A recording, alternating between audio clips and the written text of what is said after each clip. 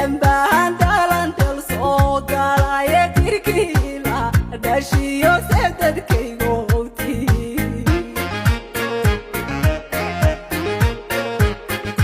أولين بان دالدير وغصدولايو وانيغوتا لمبان دالان تلصو قالايا كيركيلا داشيو سيدد كيغوتي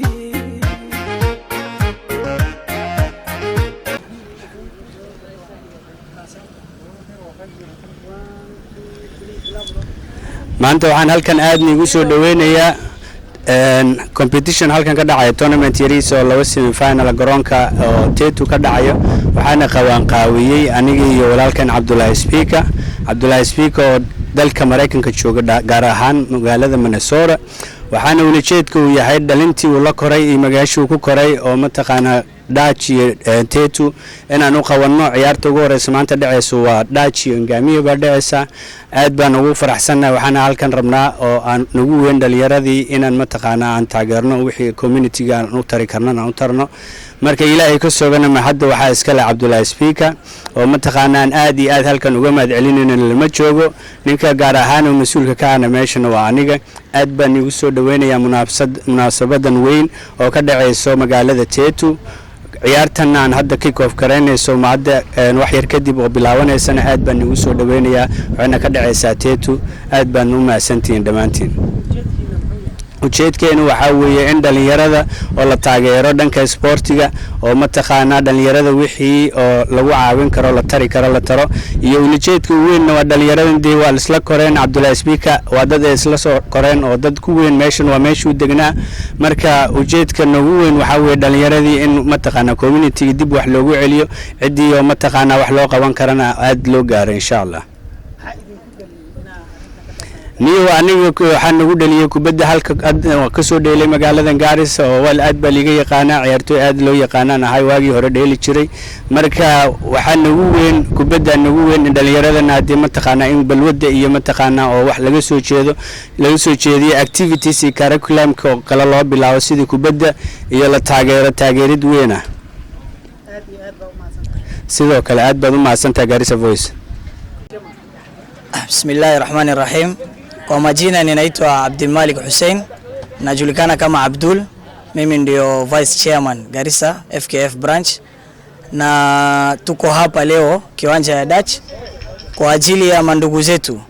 Kwa ajili ya mandugu zetu Abdullaahi Speaker na Najib ambayo wamefanya leo hii sherehe iwezekane na tunawapongeza, tunatoa shukrani sana. Tunasema asanteni sana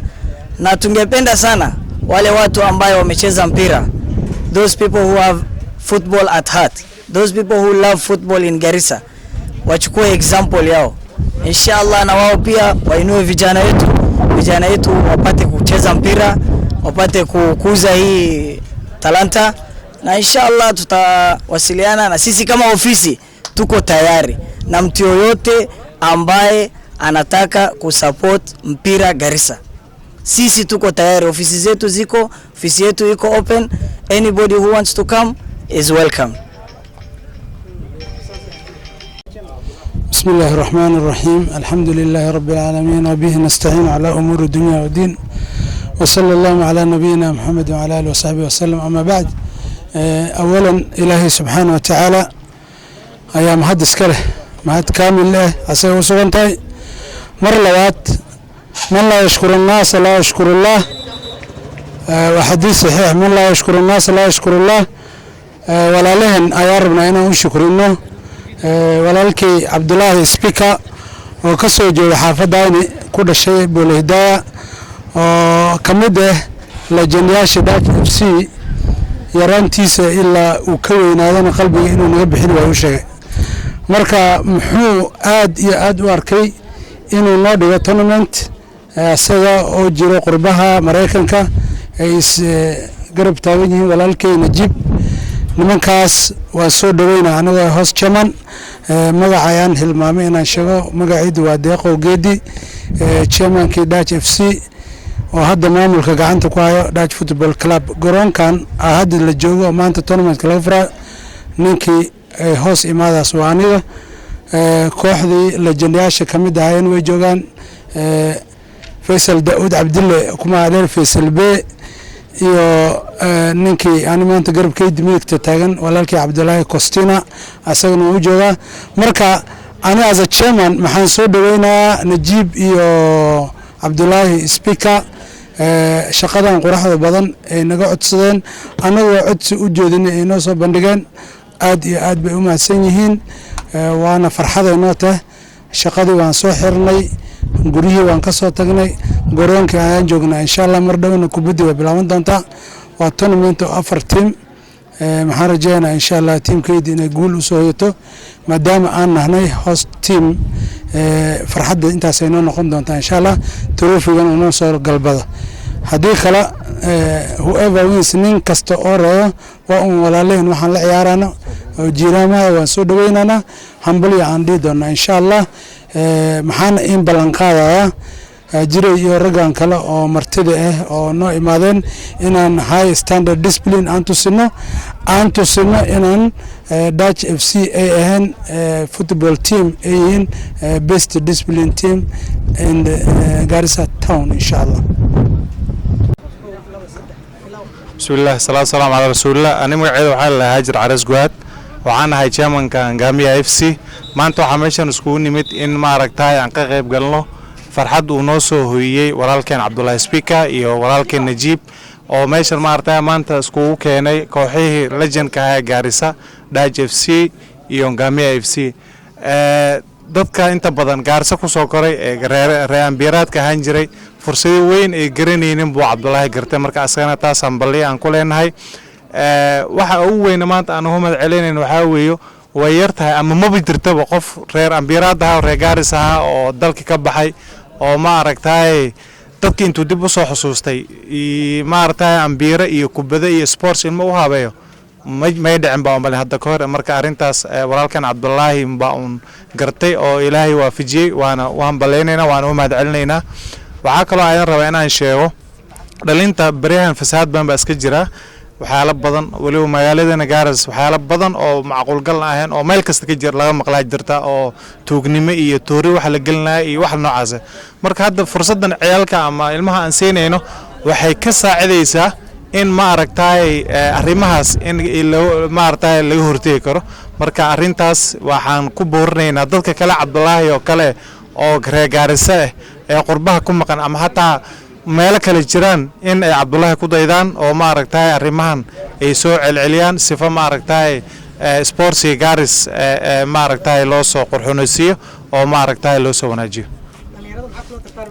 dalin waxaan kula dardaarmayaa annaka waxaan soo gaarnay Garissa oo qabiil la garanaynin qof baa 10 sano 15 sano 20 sano bonus la qaraacaysin yuuya hadii loo dhaanaad garanaynin had maalin dhow baan ogaaday Najiib ciid hadda isla tukanay intuu ka dhashay intaasoo sanana bil baan isla ciyaari jirnay marka waxay muhiimadda waxa aan ilmaha dhalinta maanta oo la dardaarmayo banoonta waxay keentaa wax la walaalnimo waxay keentaa wax la dhaho maartay wada xoojin iyo unity marka banoonti Garissa la yaqaan jiray from hadda anaka dadka 90 soo dheelmadnahina from 22 to 23 to 27 ilaa 28 ilaa 2010 meelahaas ka baxnay banoonti Garissa la yaqaan in la soo celiyo oo walaalnimadii ma aragtay la isku keenaan raadinayna intaas aan uga baxaa ma santiin waxaan ku wareejinayaa saaxiibkeen Najiib oo asagana Ngamiya officials ka kamid diyaar soo bilaa raal noqdo ayda بسم الله الرحمن الرحيم مقعيق وعبد الخضر أحمد صالح aspiring MCA قلبيت وورد ما أنتو حن مركنا هاي أرين أوجم نجوءه وحن أمهد علينا my brother عبد النجيب يو عبد الله ياسين مرعدة